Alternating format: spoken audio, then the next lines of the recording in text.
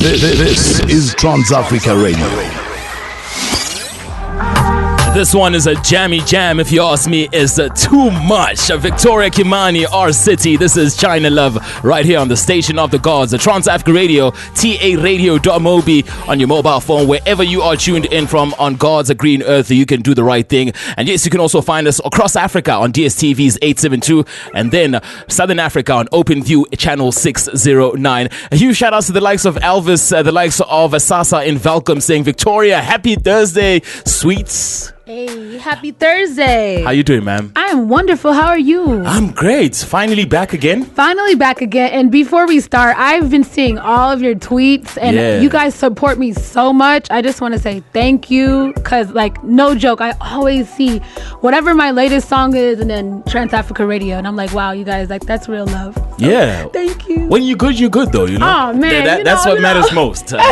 We wouldn't just be playing it. Yeah, well, I hope not. Yeah, you know what I'm saying? Don't flatter me. Don't do me any favors.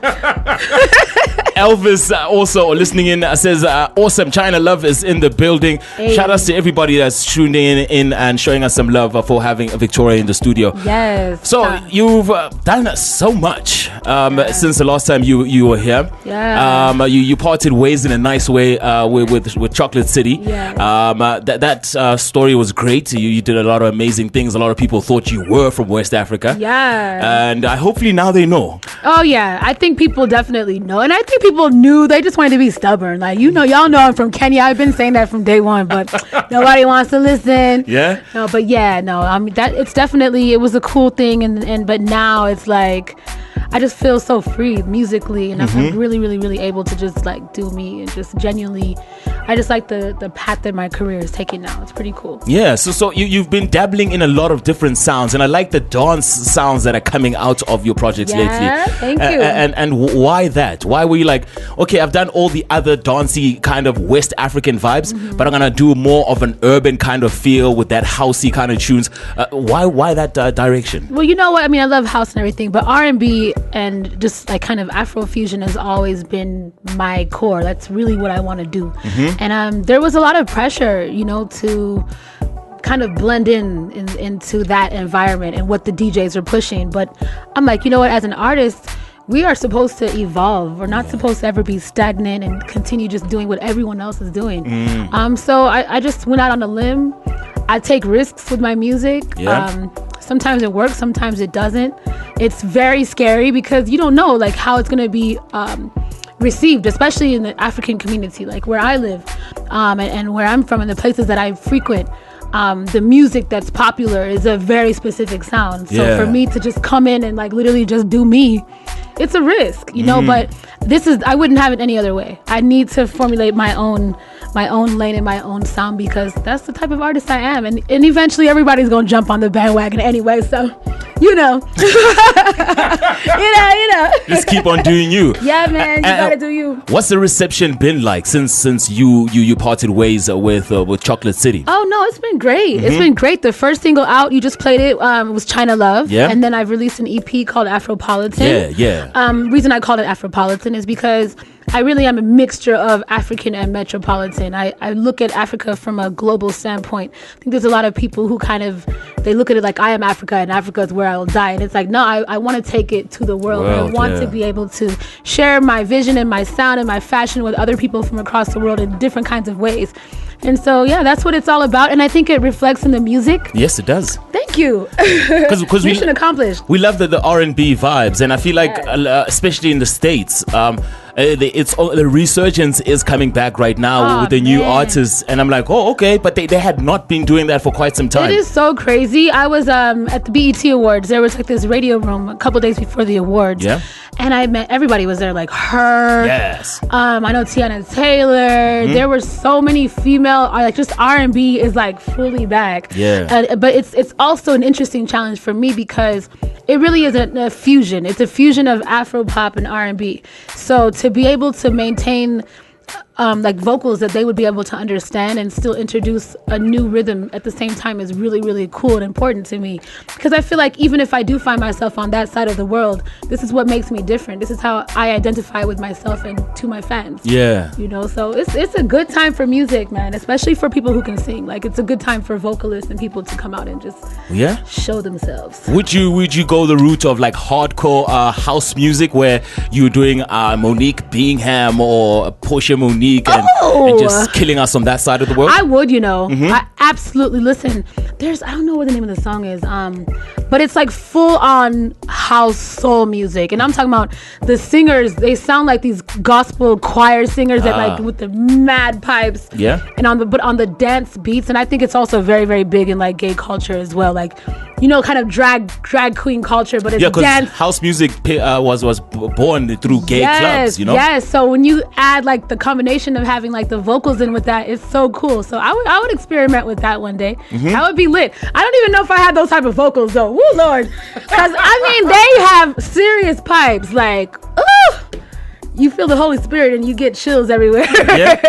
Nah, I got faith in your pipes though. Oh, thank you, man. All right. That's kind of like, I want to say pause or that's what she said, because what you just said was kind of sexual.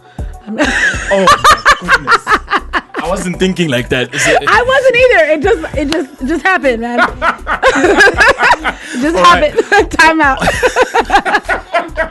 She's like, nah. Oh my goodness.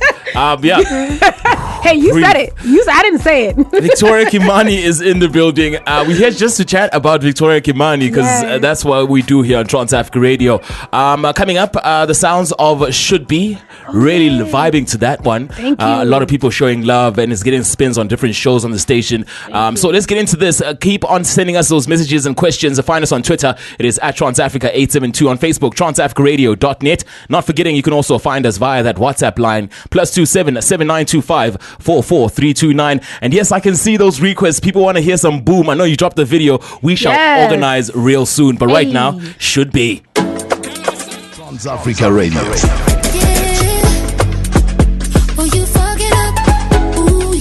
Victoria Kimani with Should Be right here on the Station of the Gods. Yeah. So, wow. Anyway, thank you very much for joining us at It's Cabeway. I see you, my G, showing so much love, tuning in all the way from Kenya. Shout out Cabeway, that's my homeboy. Okay, yeah. Yes. He's posting pictures of his television. He wants to hear some Should Be. He wants to hear every single song that you have. Huge shout outs to him. And then we got a voice note here from my brother, Surprise in Limpopo. Surprise, let's get it. Good afternoon, Ntokozo Botjie. Yo, Victoria Kimani, my crush, my everyday crush. China Love is in the building. Damn it. Yo, just tell her that I love her a lot. Just tell her that this guy from South Africa, Limpopo, out in Genfest, he's dying on you. Even Taba Machine knows. Victoria Kimani. Yay! Love you, Vicky. Yay! I love you too. He said he's spying on me. Yeah, and he's like, Vicky, he's even got a nickname for you. Oh my God, I love you too. We should get married. Wow. We really should. Anybody who proclaims their love like that, it's meant to be. It really, really is. Someone's gonna drop dead because you just said that. There's heart attacks out there. I'm telling you, man. Oh, wow.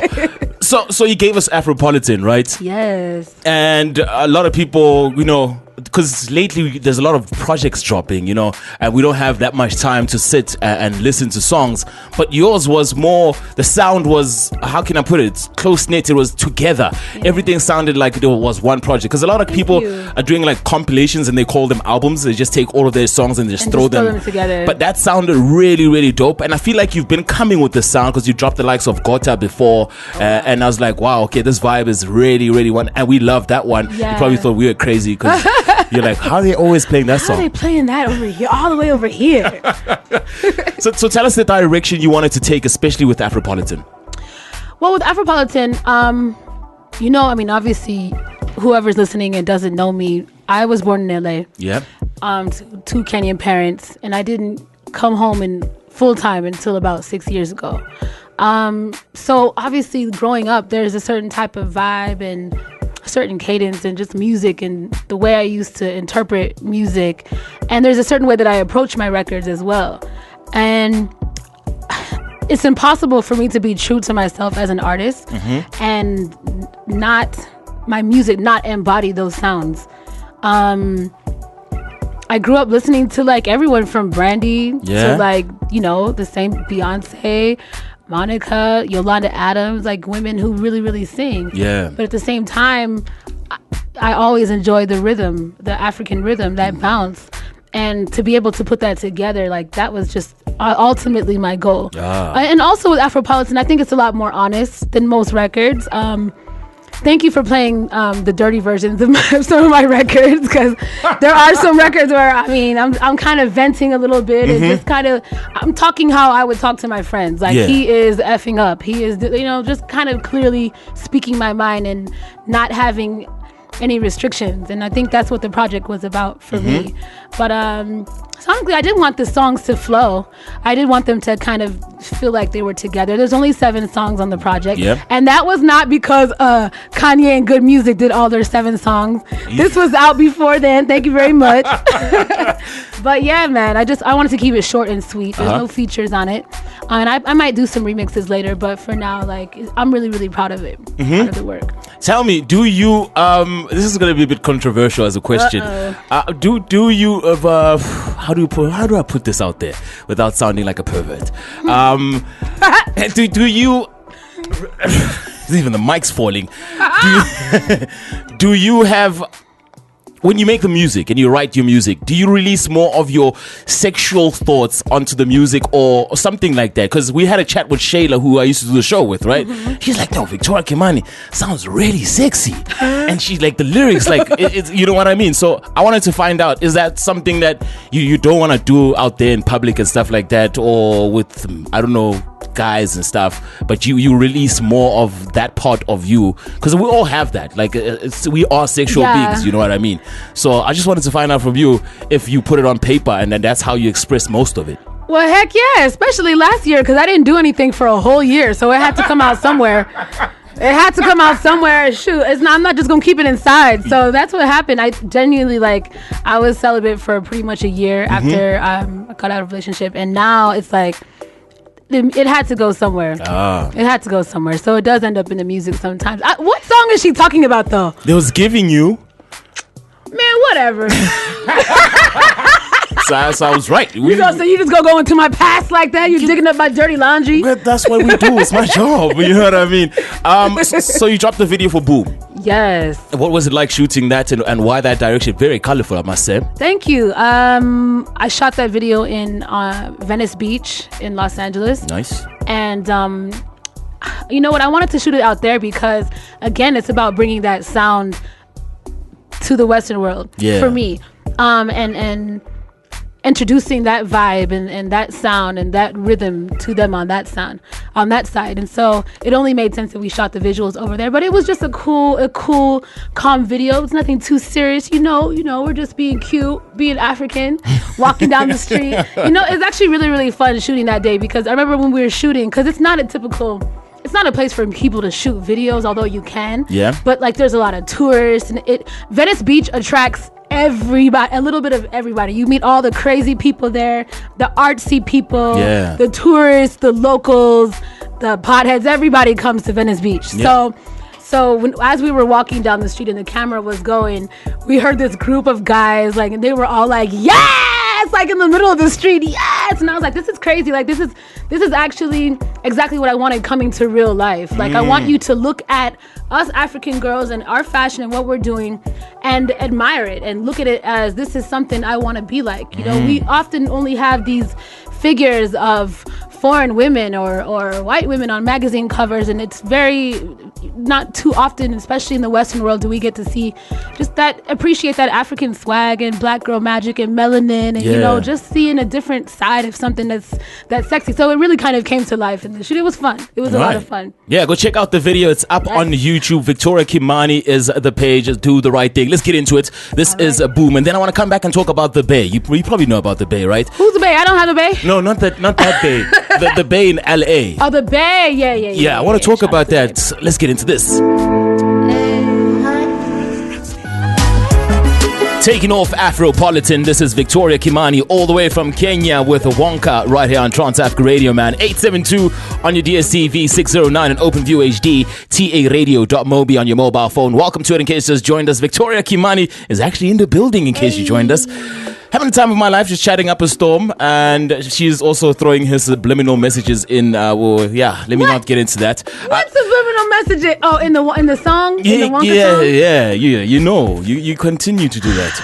All right, got a voice note here. Let's quickly listen to it. Hello, Ntokozo and Victoria Kimani. I'd just like to say I've been tuning into the show and I love it. This is Paramahami all the way from Botswana representing the +267, and I'd just like to say Victoria Kimani is amazing. You have an amazing voice and you're my role model. So I'm really enjoying the show. Thank you. Oh my God. Thank you, Mama. That's so sweet. All the way from Botswana. Wow. It's so crazy. Like, sometimes we artists, we have a tendency of feeling like our music isn't going to where it should be, but I guess God always has a way to take it to the right people. So, I mean, to even know that I'm someone's role model all the way in Botswana, that's so crazy. Yeah. Thank you, sweetheart. Awesome stuff. Hopefully I don't lead you astray. I apologize to your mama in advance. I hope I don't. Ooh, God. Oh, wow. No, I'm a good person. I really am. I try. Yeah. I try. So you're in South Africa right now, and I assume because we stalk you, and we noticed that the NBA Africa Games are happening in 2 days. Will you be attending? I will definitely be attending. They're going to be on Saturday. I think it's so cool what the NBA is doing. Like, they're bringing all the African players in the NBA down here to play against like the world team. But I just feel like it's so good. And then outside of that, they have like programs, and they're trying to get the kids involved in basketball, and they're going into different African countries and so many different charity programs. Last night we were celebrating Bismack along with BET. They were uplifting. This guy's got so many kids that he's been supporting and literally taking off the streets. Yeah. And I mean, taking kids that would otherwise have, no future in the NBA and giving them a shot and a chance at it. And so anything that has to do with the kids and giving back, like, I'm all here for it. So I'm a part of the Child of Africa campaign that's headed by Mr. Bismack, and it's just been cool. I can't wait for the game. I'm a basketball fan. I was about to ask. I cannot play to save my life. I tried once and I failed, but I like to watch, so I'll be watching. So what do you think about LeBron jumping ship to the Lakers? It's crazy. It's so cool, actually. And speaking of LeBron, did you hear about his school? The school thing. Yes. Like, see, that's what you're supposed to do when you become a millionaire. You're supposed to share the wealth and share the knowledge with the kids, man. And I just love that he's doing that and setting an example for other players and other people of influence. Yeah. I think it's so cool. Funny enough, the young lady from Botswana sent us that voice note. And it's Women's Month in South Africa. Yes, it is. We're celebrating women. I saw you out with the ladies yesterday, Nomzamo Mbatas of the world and all of that. Yes. I want to find out from you, what was it like, especially seeing as you grew up all the way in the United States of America? What is it like growing up as a young African girl in the States and then coming back here? What was the difference like? Wow, it was drastic. For one, growing up in schools, we didn't have school uniforms, so there was a lot of encouragement to just be yourself. And if you come into school dressed like someone else, they'll call you out. They'll be like, "Why are you copying me?" So you're allowed to express yourselves, and you could, I know, it's crazy. But there wasn't so much pressure to wear expensive things, but it was like, just be unique and come with your own style. And it was very welcome. And then when I came back home, it was quite opposite from that. It was, we wear uniforms here, and there's a school hairstyle as well. You can't just be out here thinking that you're a creative being, So I did feel a little bit of pressure, but I've always been a very rebellious soul. And even if you are in that environment where you do have to wear uniforms and, you can still find a way to express yourself. School is for school. You stay there and educate yourself. And when you get home, if you like to paint, if you like to draw, I started making music, recording myself on a tape recorder. I'd say don't let anyone drown the creativity out of you, because I think that happens a lot, especially in African countries. They like to kind of stereotype creatives. And I remember when I had blue hair, and I had moved back here, and I colored my hair blue, and someone literally was like, "You look like you're looking for a certain attention, that you're looking for something." I don't want to say it on air, but I was like, guys, no, I just felt like that today. It's not me. nobody has blue hair growing out of their scalp. It is a wig. It will come off. But this is how I choose to express myself for the day. You know what I mean? And so I don't know. There were definitely a lot of differences, especially in the creative department. Yeah. But also because I was in the States and because of my last name, it was so complicated. The teachers couldn't understand it. The type of food that I ate was different than my other kids and other friends in school. The wrong stuff for you. Yeah. So I didn't get to eat like all the good junk food that all my friends had, donuts and candy. We didn't have none of that. My mom had ugali, which is like pop. Yeah. Honey, I had to eat all the healthy African food, and I didn't get to participate in like prom and some of the football games and things that the other kids got to enjoy in America. But knowing that there was a community of other African children like in my area as well, it was kind of cool. So I don't know. There's a lot of differences, I'd say. But outside of that, it kind of comes with a bad side as well, because when you are expressing who exactly you are, you're setting yourself up to kind of be bullied. So that's why I appreciate the school system here with the uniforms, because it kind of keeps everyone equal. Yeah. You're not going to bully someone because they can't afford the same type of sneakers that I can, or whatever it is. So there's a lot of differences. Yeah. There's a lot. We've seen a huge influx of activists as far as the feminists and women empowerment and stuff. Like, where do you stand when all of this is happening? I'm definitely a feminist in a good way. I'm not a radical. Yeah. And the only reason I'm saying that is because people always, especially men, when they hear the word feminist, they get so like you're about to be attacked. But it's not like that. We really are. I hate to say it, we're very, very powerful, but we're also like minorities at the same time. A lot of time people just kind of throw assumptions on women and certain expectations on us that it's not fair. So, I mean, I stand against those things. And even just me living my life the way I do, I feel like I'm already living an example.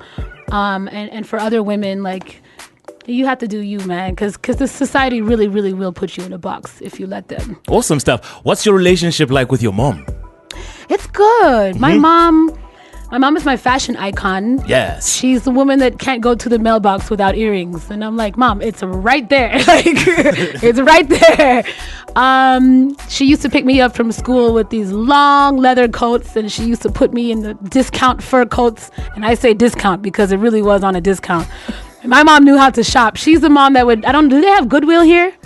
No. Goodwill is like a thrift store. It's used clothes. We do. You do? I would never find. I don't. Oh thrift. man, my mom is the thrifter of like all time. But I feel like most good fashion people are like good thrifters, because sometimes you want to wear something that not everybody has, even if it's been used before. So I mean, I grew up in that kind of environment. She allowed me to express myself in that way. And today, my relationship with my mom is good. Yeah. Although I have a bone to pick with you, Mama. You didn't talk to me about these boys. You didn't say anything that you didn't warn me. And you could have saved me some heartache. But other than that, we good. I'm good with my mom. Woo Woo in Toronto, all the way in Canada, is just saying, preach, Victoria.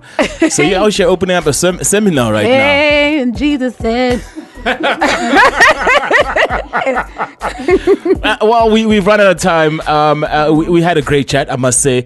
God bless your journey. You have answered the $1 million question a million times. But anyway, we still do play 100% African music, in case you didn't know. No, I know. Yeah. You guys, thank you so much. I can't appreciate you guys enough. Like, I need to send you guys a gift basket or something with like roses and stuff. Like, you guys genuinely, I get so happy when I see those tweets, and I'm like, wow, someone pays attention to the new music, because a lot of times a lot of radio stations play the old stuff and they don't stay up to date with what the artists are trying to do now. So I appreciate you for that. Thank you. Right. Thank you. Awesome stuff. That was Victoria Kimani. What are you doing lately? What do you want people to do? Follow you, get the songs on Spotify, Instagram? Yes, Apple Music. The music is on all digital platforms. Afropolitan is the name of the EP. My new video is called Boom. Follow me on Instagram at Victoria Kimani. And yeah, man, drop a comment. Don't just be like those followers that don't say anything. Say something. Don't be creepy on social media. Don't be creepy. All right, then. That was Victoria Kimani, and we give you Boom one more time.